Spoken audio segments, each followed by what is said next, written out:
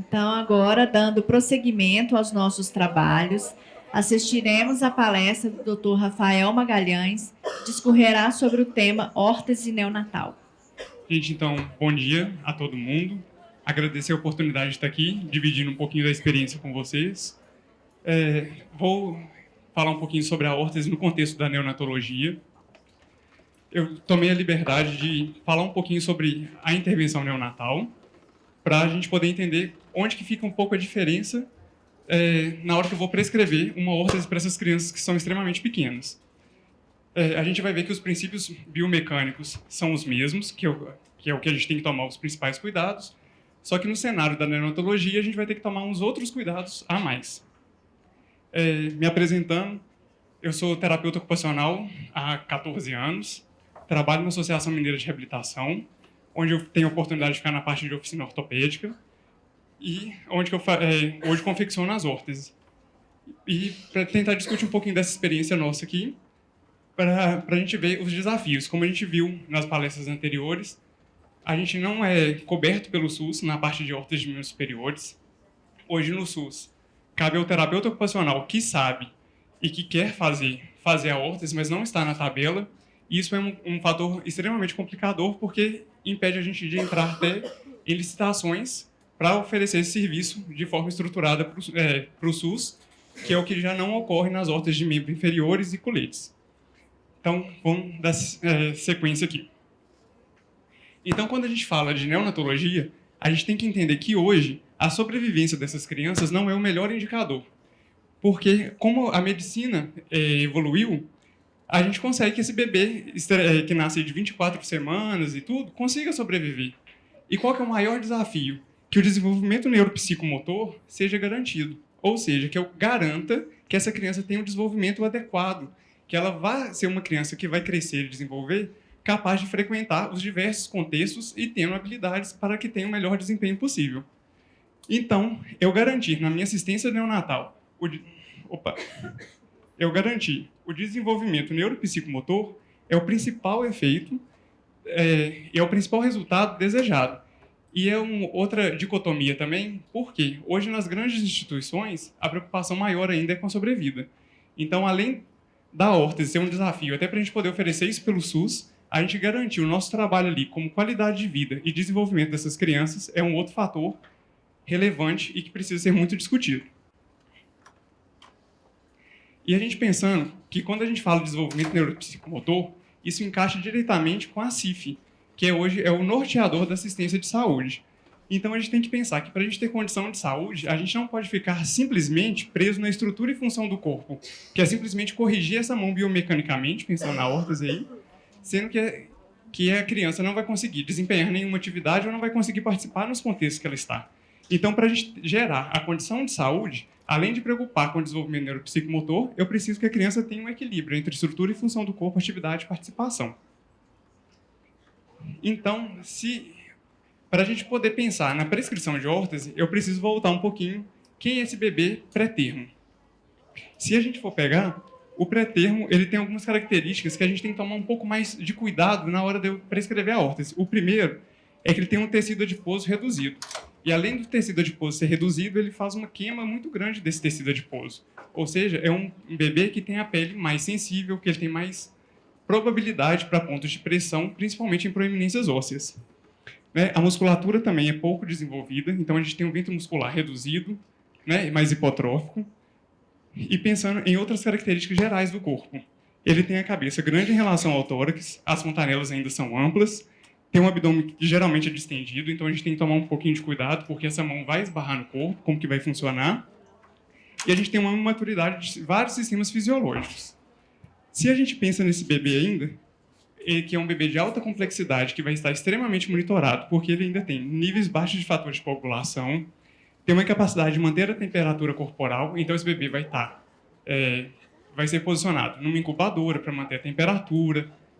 Tem uma série de cuidados no posicionamento desse bebê no leito e ainda a gente está pensando em colocar uma órtese associada a isso. Então a gente aumenta um pouquinho a dificuldade de como que eu vou pensar no meu dispositivo. Além disso, vem a dificuldade de coordenar sucção, deglutição e respiração e tem alteração de coordenação de movimento e é um bebê que a mãe vai ter que aprender a cuidar. Que se a gente pega, quando a mulher está grávida, ela pensa no bebê termo, que vai sair, vai para casa. E a gente está num outro contexto, que é da internação. Então, com isso, eu tenho que considerar que qual que é a grande diferença desse bebê para o bebê típico. Primeiro, que ele tem uma hipotonia global.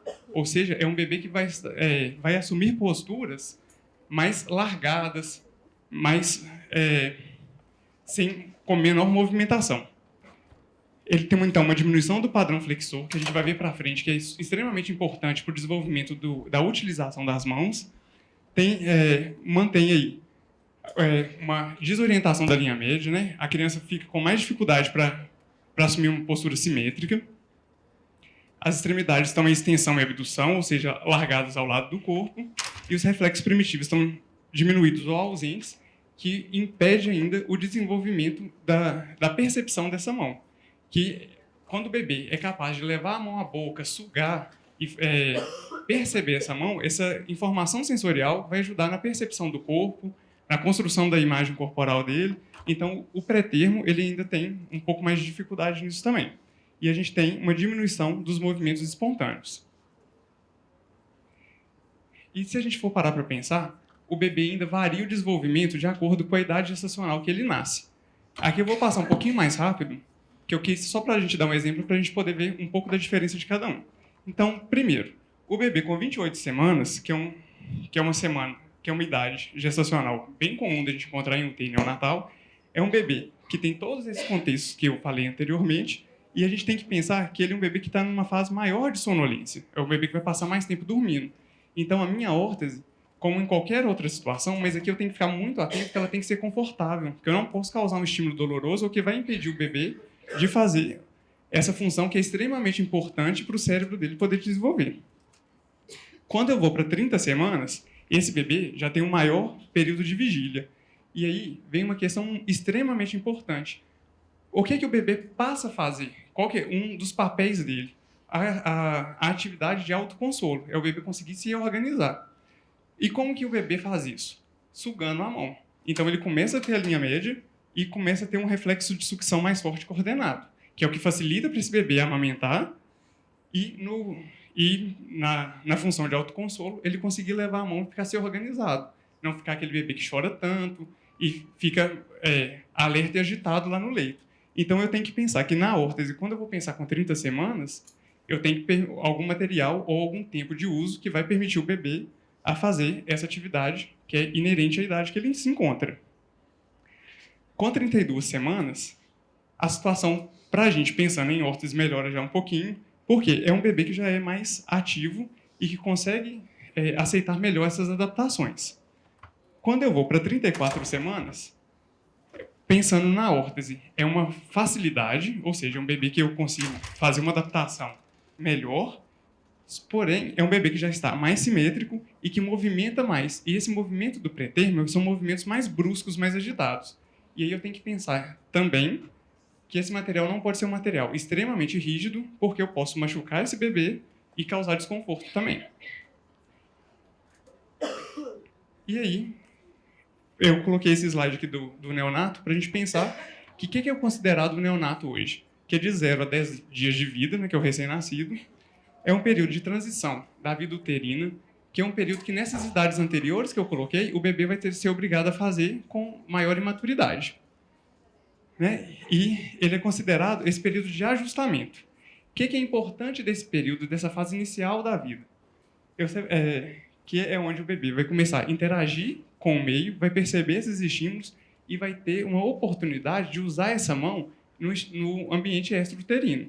A gente sabe hoje que é evidência que o membro superior ele é começado a formar na 4ª semana de gestação. Então, o bebê ele vai receber esses estímulos e vai usar esse braço, essa mão, durante os 9 meses da gestação, as 40 semanas. Mas só depois que ele nasce é que ele vai ter uma série de informações sensoriais diferentes. Associado a isso, o que a gente tem que acontece nessa fase? O aumento do tônus flexor, ou seja, o bebê ele assume mais flexão e melhora o movimento. Se ele tem oportunidade, quando de prono, por mais que a descarga de peso ainda está muito centrada na cabeça, essa mão está recebendo um estímulo mais tátil proprioceptivo, e quando a gente vai para supino, ele também vai ter oportunidade de receber estímulo sensorial e de fazer uma movimentação ativa desse braço, desse membro superior, e, com isso, ele ir construindo a imagem corporal e a imagem sensorial que ele tem desse membro. Então, como que essa mão vai desenvolver? Quando eu penso no bebê que fica, durante a gestação, o útero, por si só, faz uma flexão fisiológica, porque o bebê vai crescendo, o espaço vai diminuindo, o bebê precisa fletir.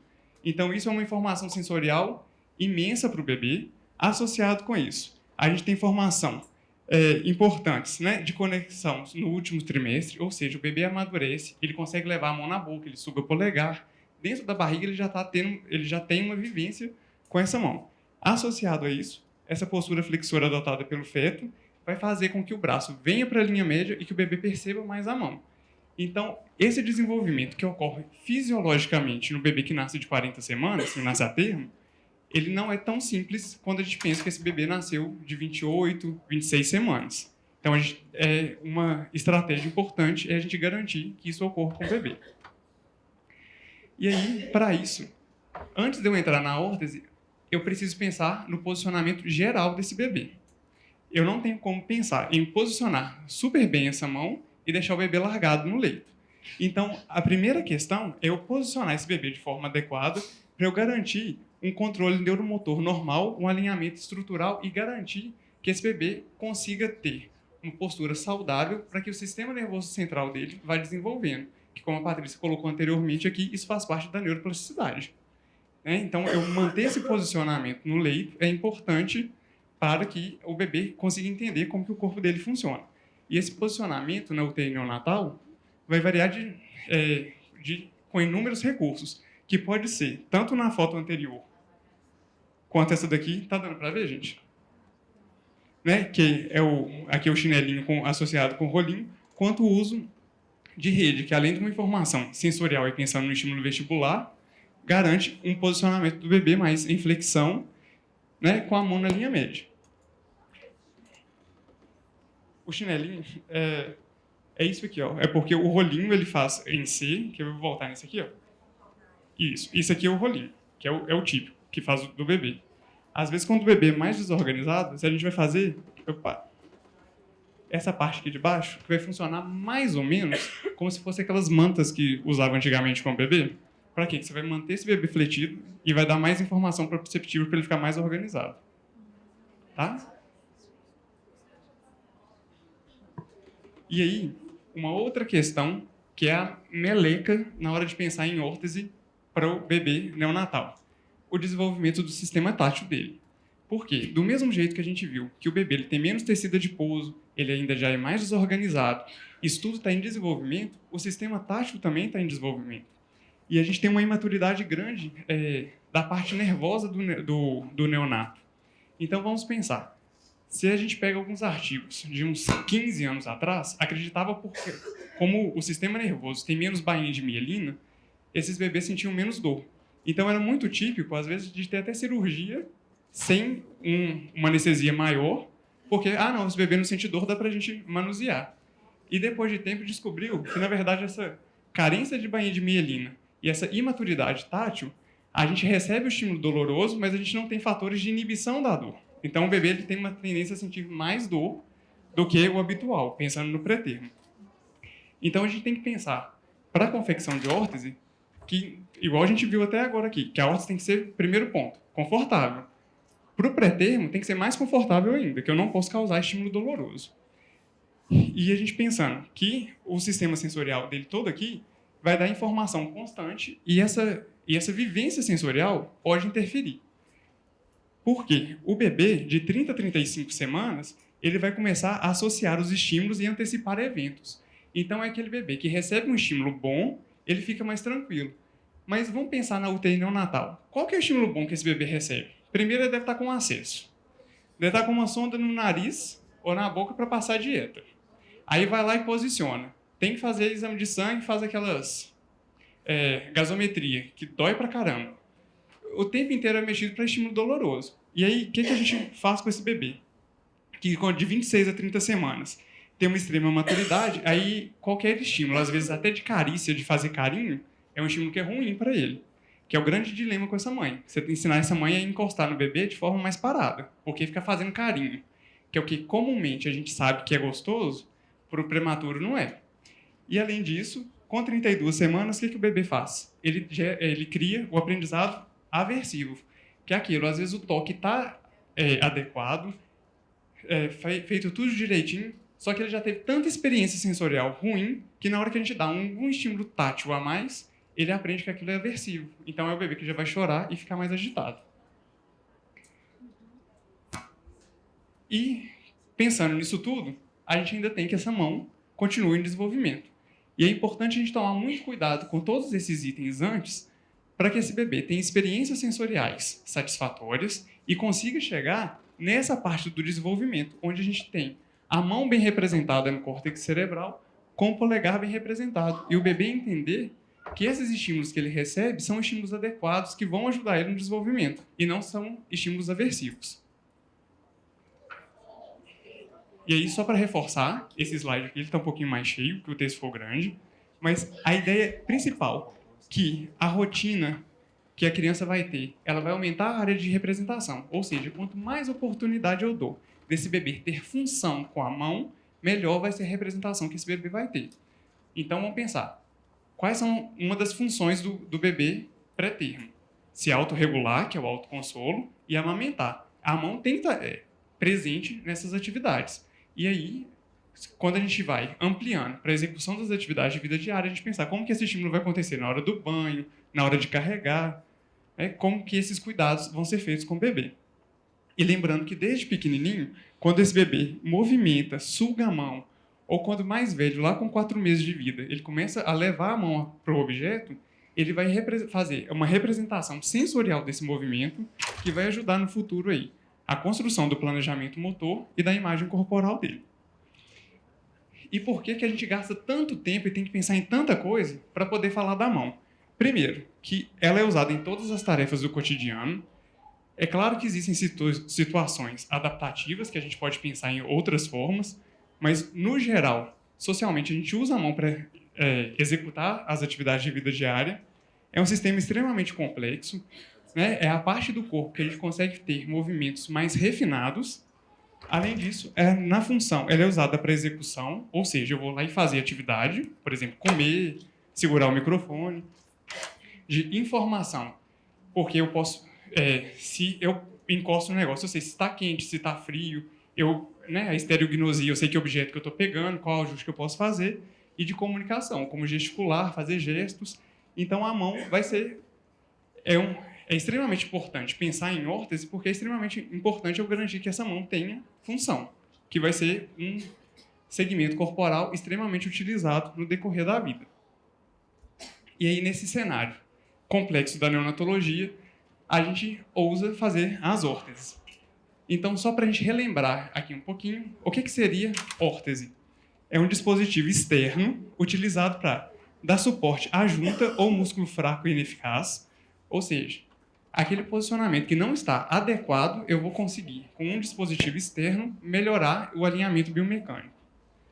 Prevenir ou corrigir deformidades articulares, facilitar a higiene do segmento, porque às vezes essa mão fica extremamente fechada, polegar aduzido, fica difícil, a mão fica suando, começa a macerar a pele, a gente pode causar algumas lesões, né? E melhorar, o objetivo principal, melhorar a funcionalidade dos membros superiores.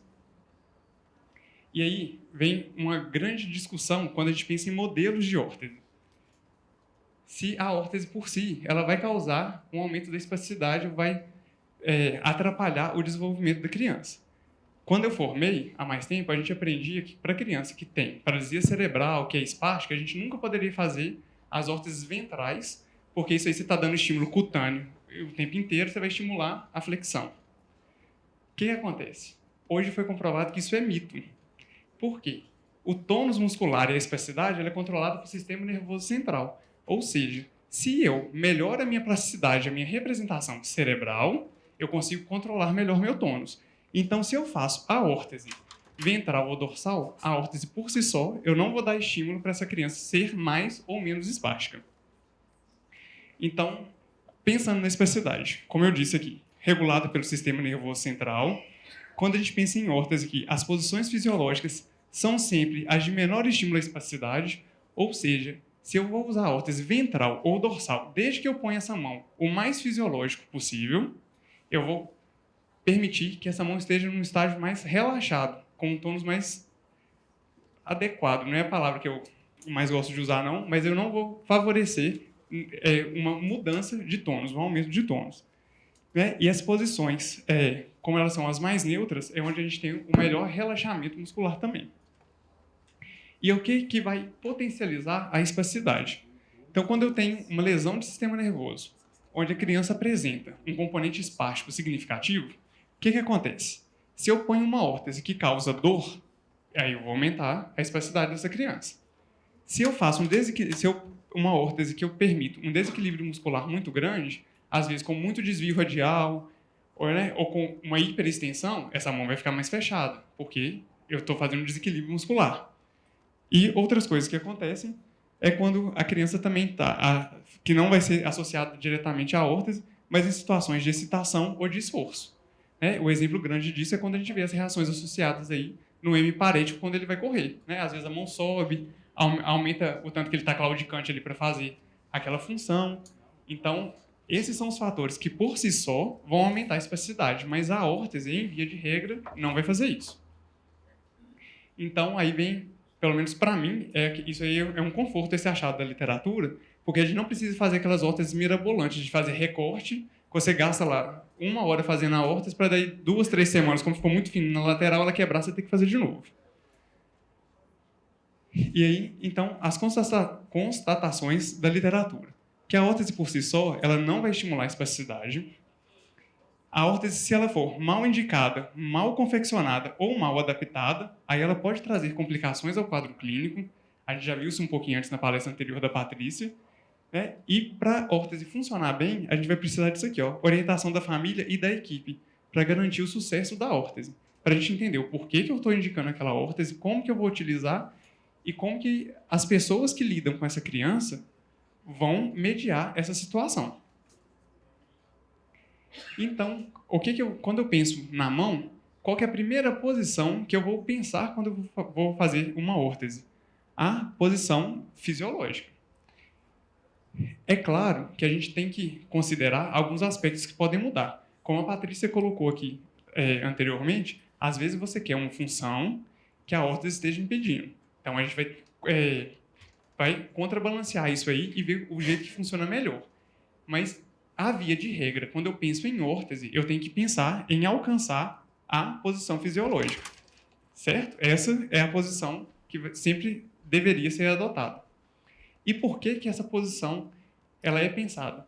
Que é o jeito que a humanidade desenvolveu, né, ao longo do tempo, aí, onde a gente consegue executar as nossas funções do dia a dia. E qual que é essa posição? O punho vai estar aí de 15 a 30 graus, que vai, né, na média, 20 graus de extensão, e a gente tem que permitir 5 graus de desvio unar, que é um erro muito comum em órtese. Às vezes a gente põe a mão totalmente em neutro. E vamos pensar aí, na hora que quem está escrevendo, quem está segurando alguma coisa, a gente sempre compensa um pouco com o desvio unar. Né? Quando eu trago a mão para o desvio unar, eu estabilizo essa mão para que eu tenha mais função do lado radial. A gente sabe que o lado unar é o lado de força e o lado radial é de precisão. Eu tenho que ter a ação do lado unar para eu ter melhor ação do lado radial. Né? O polegar, como dito pela Patrícia também, vai estar entre a pronação e a supinação, e os dedos eles serão escalonados. Né? A metacarfalangiana vai ficar com 40 graus de flexão, a interfalangiana proximal com 45 e a interfalangiana distal com 10 graus. Que aí, da gente tentar lembrar um pouquinho disso aí, é a posição fisiológica da mão. Se a gente jogar em qualquer livro, jogar no Google aí, né, posição fisiológica da mão, a gente vai achar aquela fotinha que a mão está como se fosse um C. E quais são os cuidados que a gente deve ter com a órtese? Primeiro, não hiperestender as articulações. Por que não hiperestender? Se eu hiperestendo a articulação, eu causo desequilíbrio muscular, posso causar dor e eu vou manter, por um grande período de tempo, os ligamentos que sustentam aquela articulação extremamente alongados. Então, hiperestender a articulação não é um objetivo com a órtese. Além disso, não realizar correção angular das articulações. Às vezes a gente tem criança que fica com um padrão inadequado e aí entra em contratura. Aí vai lá para a órtese e a gente tem uma tendência de querer forçar tudo ali e corrigir. Não vai funcionar. Se tem uma deformidade já instalada, às vezes é um caso de uma intervenção médica mesmo, talvez até uma intervenção cirúrgica. A gente tomar um cuidado para não fazer correções hipercorretivas, né? Ou seja, tá tudo desvio pulmonar, eu vou lá e faço a órtese totalmente para o desvio radial. Tomar cuidado com as partes ósseas proeminentes e levar em consideração o tempo de adaptação, o conforto e a necessidade, que são 3 coisas diferentes aqui que eu sempre tenho que pensar quando eu falo de órtese. Primeiro, a criança que nunca usou órtese, a gente vai colocar a órtese na mão dessa criança. Primeiro, a adaptação. Eu tenho que colocar esse tempo escalonado para que essa informação sensorial seja processada e que a família e a criança consigam entender como que essa órtese funciona. Depois, o conforto. Quanto tempo eu consigo ficar com esse dispositivo de forma confortável, sem causar dor ou sem causar incômodo? E aí, o último, a necessidade, que é quanto tempo eu devo usar essa órtese. O uso de órtese ele é um pouco variável, né? A quantidade de tempo. O que a literatura coloca? A gente acha mais literatura para membros inferiores nesse ponto. Coloca que as órteses devem ser geralmente de contato total, ou seja, abraçar a articulação toda que você precisa, e o uso de um grande período do tempo, que para membro inferior é estipulado mais ou menos em torno de 8 horas dia. Para membro superior, a gente não tem uma relação tão certinha, mas o que alguns autores colocam é que no membro inferior a gente faz muito mais descarga de peso. Então isso me ajuda aí no retorno venoso, na circulação, que é coisa que às vezes a mão a gente não faz. Vamos pensar, se eu tenho uma mão que não é funcional, tem uma tendência ainda de um desuso aprendido ou de negligência. Fica de lado. Se essa mão fica muito parada, mesmo que posicionada com a órtese, eu tenho chance de aumentar aí um pouco de edema, de causar dor. Então, o ideal é que a gente use essa órtese aí. Vai variar de pessoa para pessoa, mas colocando a regra geral, tá bom? Em torno de 6 horas e, se possível, dividir esse período para que tenha períodos de mobilização. E aí, quando eu penso em órtese, eu tenho que pensar que ela vai ser parte de um plano de tratamento. Né? A órtese, por si só, ela não é um recurso para ser utilizado isolado. Então, não existe isso da gente colocar a órtese no paciente, falar com ele, tchau, te vejo daqui 6 meses, daqui 1 ano, ou não te vejo nunca mais. Né? Órtese é um dispositivo que precisa ser acompanhado, principalmente quando eu falo de criança, porque criança cresce, criança ganha peso.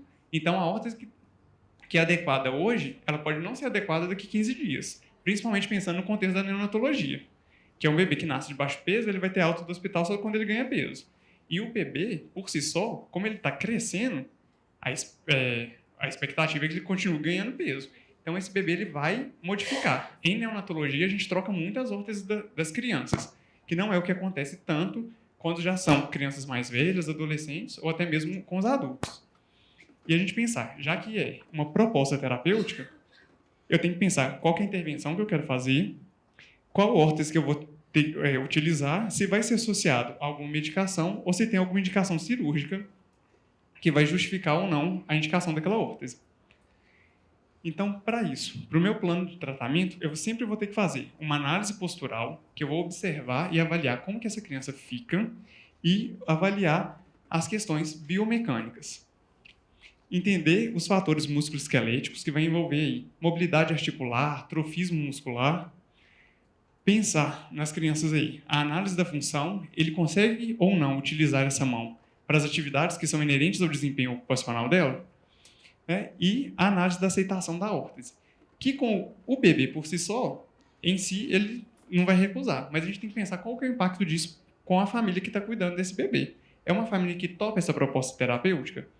Porque senão a gente vai fazer um dispositivo que a família não vai usar. E pensando em crianças mais velhas, a gente faz, até a família quer, aí o menino chega na escola e a primeira coisa que ele faz é tirar a órtese. Então a gente tem que pensar nessa aceitação e como que a gente vai construir isso aí com a família.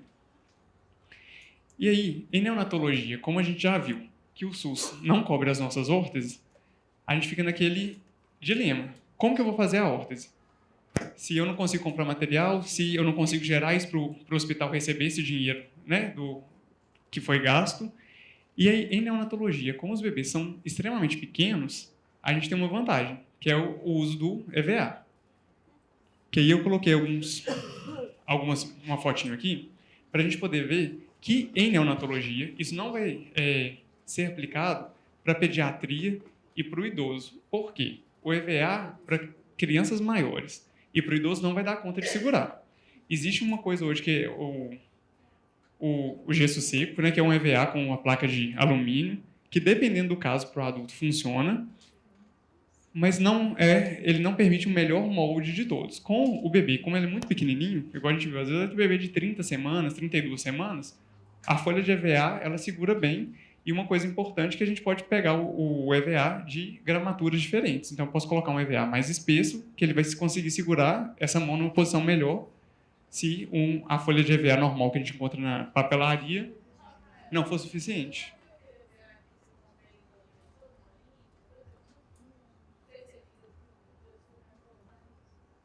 EVA mole. Entendi. Que usa muito para artesanato, essas coisas, não é? Sim, isso.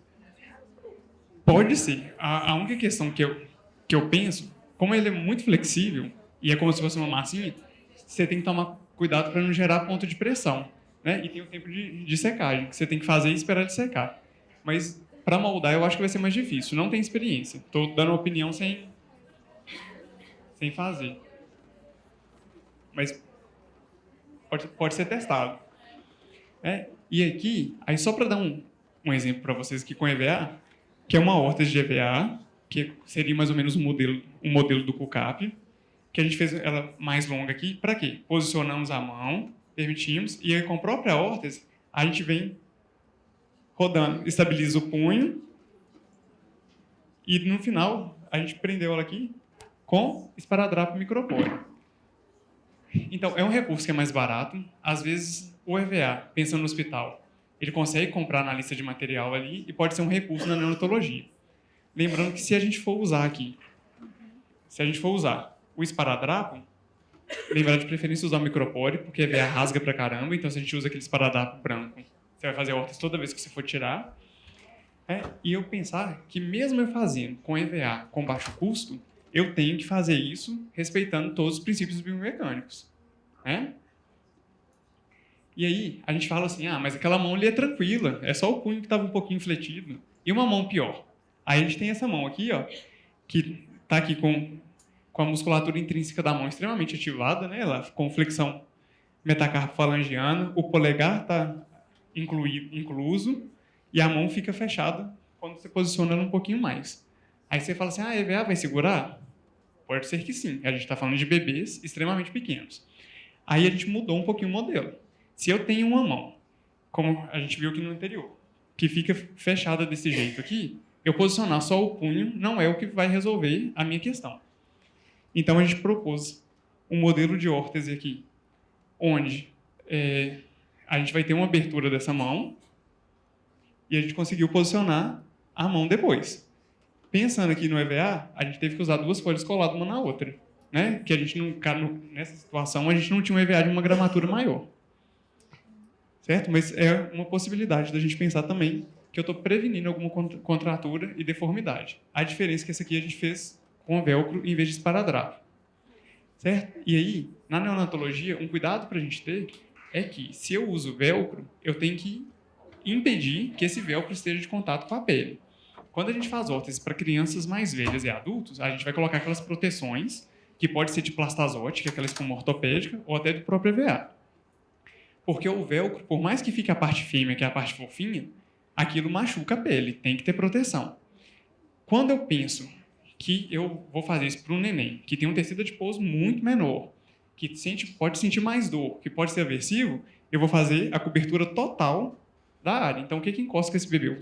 Tudo que transpassa ali na parte aberta da órtese vai ser um material confortável. Okay? E também, às vezes, em hospital, a gente é muito chamado por causa do pé torto congênito, que nasce lá e o pezinho está totalmente desalinhado. A gente pode pensar, no mesmo modelo do CUCAP que a gente fez, a gente pode aproveitar ele para o membro inferior. A única diferença aqui é que a gente fez aquele modelo para o CUCAP e aqui a gente fez ele bem mais esticado. E aí você vai fazer ela ao contrário, faz o alinhamento do tornozelo e no final você consegue manter um posicionamento melhor. É milagroso? Não. Dependendo do pé, não funciona muito por causa da tensão que tem. Mas pode ser uma estratégia utilizada aí para a gente melhorar esse posicionamento no leito do bebê, considerando que é uma fase que o posicionamento é um dos principais fatores para o desenvolvimento dele acontecer. E aí, para a gente ir finalizando, algumas considerações. Primeiro, os achados na literatura. Quando a gente vai procurar órtese em neonatologia especificamente, é muito complicado da gente achar publicação. E aí a gente vai partir do princípio do que se assemelha e do que é aplicado quando eu penso em órtese com crianças. Então, primeiro, que as órteses elas podem ser divididas em não funcionais ou funcionais. Né? E o benefício das órteses não funcionais, elas são limitadas. Ou seja, sempre que eu puder lançar mão de uma órtese mais funcional, o que seria funcional? Que eu permita movimentar a minha mão. Então, se eu ponho uma órtese de posicionamento, que minha mão vai ficar lá o tempo inteiro assim, o que eu tenho de função? Nenhuma. Né? A criança com isso aqui ela não consegue nem sugar a mão, porque ela vai sugar o EVA. Então, se eu posso usar órteses menores, onde a mão fica livre, pode movimentar, os benefícios na literatura falam que são maiores do que as não funcionais. E quando eu tenho, então, uma necessidade de usar a órtese não funcional, que seria essa de posicionamento, o ideal, caso seja possível, é a gente associar ela com uma órtese funcional. Ou seja, eu ter essa órtese para manter o posicionamento e ter pelo menos um cucap aí para alguma oportunidade dessa criança brincar e utilizar essa mão sensorialmente. Além disso, né, a órtese ela é usada porque ela possibilita o aumento do alongamento muscular. Se ela bem indicada e bem confeccionada, ela vai aumentar a função manual. Vai, travou. E ela consegue posicionar essa mão, mesmo em casos espásticos, e pensando que é isso que eu já tinha adiantado, que a combinação é o que gera a melhor da performance. Né? E se a gente consegue também ter, como foi falado na palestra anterior aqui, uma possibilidade de associar flexibilidade, funcionalidade com um ajustamento dinâmico, ou seja, um material mais flexível, é importante também para que a criança tenha maior vivência do uso dessa mão. Né? E a gente tem que pensar também que a órtese ela pode ser confeccionada para tarefas específicas, ou seja, para que eu quero colocar aquela órtese? Que uma coisa que às vezes é muito comum que a gente faz, profissionalmente, fala assim, esse menino precisa de uma órtese de posicionamento. Tá, para quê? Né? Porque isso vai implicar em quanto tempo eu uso, onde eu uso e como eu uso. Né? E a gente pensar aqui, então, que tem que ser... a gente tem que fazer sempre essa busca da literatura mesmo para a gente oferecer o melhor dispositivo. Um exemplo que acontece muito. Existem situações que a gente faz o uso da órtese noturna, igual pós-operatório, quando a gente precisa manter um alongamento. Mas se essa criança fica com a mão mal posicionada, né, a mão fechada o tempo inteiro, quando ela dorme, se for por espacidade, geralmente essa criança relaxa. Na hora que ela relaxa, a mão abre. Aí a criança está relaxada, a mão está aberta e eu estou colocando uma órtese para manter a mão dela aberta. Para quê? Para a gente sempre considerar se eu preciso ou não usar a órtese naquela tarefa ou naquele contexto que a criança se encontra. Associado a isso, para a gente pensar que os sprints podem ser prescritos para qualquer nível de funcionalidade e habilidade manual, que hoje na paralisia cerebral, né, para as crianças acima de 4 anos, a gente tem o MAX, que classifica isso para a gente, né, e que a gente pensar que as órteses que a gente consegue posicionar melhor o polegar são as órteses que me permitem maior função manual, porque o polegar é o que faz a diferença para a gente poder ter os movimentos manuais que a gente precisa para a execução das AVDs e das AIVDs. Certo? E aí, da gente pensar também que quando eu tenho essa mão melhor posicionada, eu aumento a minha chance da execução de atividades bimanuais no dia a dia. Então, para a gente fechar, uma indicação de órtese é uma situação extremamente complexa, onde a gente tem que considerar a equipe interdisciplinar que acompanha essa criança.